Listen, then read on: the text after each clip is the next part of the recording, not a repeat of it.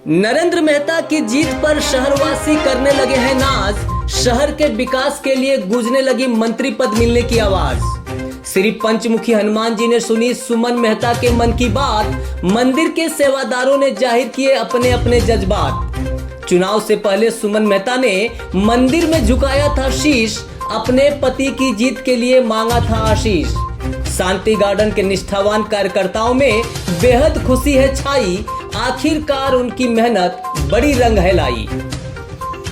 गत 23 नवंबर को मतगणना के बाद 145 मीरा भाईंदर विधानसभा सीट का परिणाम घोषित होते ही शहर वासियों में खुशी की लहर दौड़ गई थी और खासकर उन निष्ठावान भाजपा कार्यकर्ताओं में बेहद खुशी देखने को मिली थी जिन्होंने चुनाव के दौरान रात दिन एक कर दिए थे और भाजपा उम्मीदवार नरेंद्र मेहता को जीत दिलाने के लिए घर घर का दरवाजा खटखटाया था। खासकर शांति गार्डन सेक्टर 5 के राजेश जाट व राजेंद्र शर्मा तथा उनकी टीम ने काफी पसीना बहाया था और यही वजह है कि नरेंद्र मेहता को चुनाव में जीत मिलने के बाद इस क्षेत्र में बेहद ही खुशी का माहौल है। इतना ही नहीं, अब तो शहर के विकास के लिए राज्य में बनने वाली नई सरकार में नरेंद्र मेहता को कोई महत्वपूर्ण पद मिलने को लेकर भी आवाज उठने लगी है। मेरे हिसाब से तो बहुत जरूरी है अगर हमको इस शहर का विकास करना है, क्योंकि बॉम्बे के बाद जो मीरा रोड है वो फर्स्ट फास्ट ग्रोइंग सिटी है।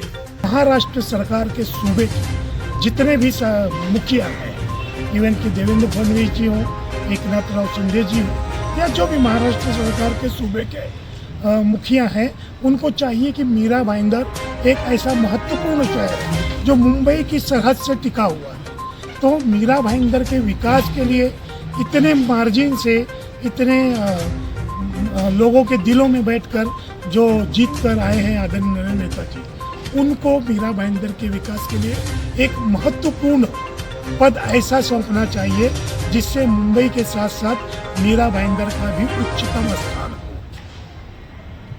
अहम बात यह है कि चुनाव के दौरान नरेंद्र मेहता की धर्मपत्नी सुमन मेहता ने शांति गार्डन क्षेत्र में स्थित श्री कष्टभंजन पंचमुखी हनुमान मंदिर में श्री पंचमुखी हनुमान जी के सामने अपना शीश भी झुकाया था और अपने पति की जीत के लिए आशीष भी मांगा था। चूंकि सुमन मेहता की यह मुराद अब पूरी हो चुकी है, इसलिए मंदिर की महिला सेवादारों में भी बेहद खुशी का माहौल है और उन्होंने न सिर्फ नरेंद्र मेहता के उज्जवल भविष्य की कामना की है, बल्कि शहर के और अधिक विकास के लिए उन्होंने भी नरेंद्र मेहता को मंत्री बनाए जाने की इच्छा जताई है। नमस्कार, मैं पंचमुखी हनुमान जी मंदिर की तरफ से सेवेदार। मेरा नाम अनीता सिंह है और यहाँ पे सुमन भाभी आए हुए थे दर्शन के लिए हमारे मंदिर में। उन्होंने मन्नत मांगा था कि नरेंद्र मेहता जी की विजय हो। उनकी हो चुकी विजय।